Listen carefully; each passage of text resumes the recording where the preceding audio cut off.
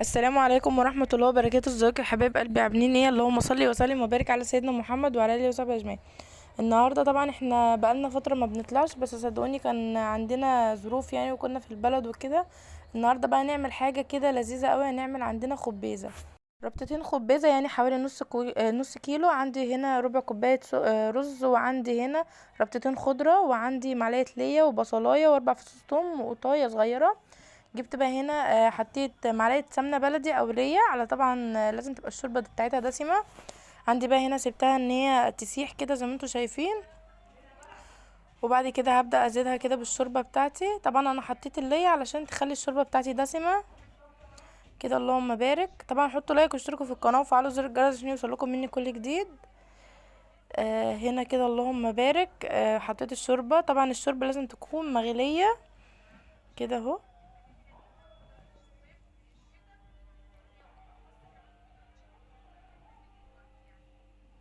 كده اللهم بارك. عندي بقى هنا بعد ما الشوربه غليت هبدا انزل عندي بالحاجه بتاعتي كده زي ما انتم شايفين، الخضره والخبيزه والبصل والثوم والقوطه، وابدا بقى اسيبها تغلي كده لحد ما تستوي. بصوا اللهم بارك. طبعا خضار فلاحي، اللهم بارك، احنا جايبينها كده من الغيطان. اللهم بارك. آه، هنا بقى عندي كده بعد ما حطيتها كده هسيبها بقى تستوي كده اهو. هنغطيها طبعا.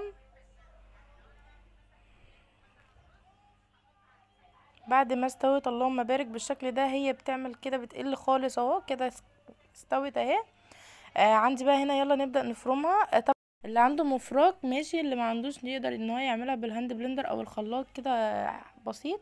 بصوا انا فرمتها بس بسيط، خليت فيها قطع كده زي ما انتم شايفين. هي ده القوام المطلوب. عندي بقى هنا اللهم بارك جبت حله حطيت فيها معلقه سمنه بلدي كبيره، وحطيت معلقه ليا، وهبدأ ان انا اشوحهم كده زي ما انتم شايفين بنفس الشكل ده كده. وابدأ انزل عندي بالرز بتاعي اللي هو مغسول كويس جدا، وابدأ ان انا اشوحه بقى زي ما انتم شايفين كده، زي خطوات السبانخ بالظبط. هنا اللهم بارك بعد ما بدأ ان هو كده يتحمر اهو، بدأ ياخد اللون الاصفر. عندي بقى هنا اللهم بارك هبدأ احط حوالي نص فص توم كده مفروم كده اهو. اللهم بارك كده. طبعا اللون بتاعها بقى ذهبي حلو اهو كده. هبدأ احطها على النار تاني، واول ما احطها بصوا اللهم بارك لازم تحطوا لايك للتش ديت. عندي بقى هنا هبدأ انزل بالتوابل بتاعتي، واحدة ماجي وشوية كمون وشوية كزبرة وشوية فلفل كده. عندي بقى اللهم بارك كده بقت احلى خبيزة عندي. طبعا هسيبها تستوي كده. اللهم بارك بعد ما استوت كده والرز استوى هبدأ بقى ان انا اغرفها معاكم. طبعا اللي حابب ياكلها مع بتاو ياكلها، اللي حابب ياكلها مع العيش عادي ياكلها. البتاو ده فلاحي، احنا جايبينه من البلد. حطوا لايك.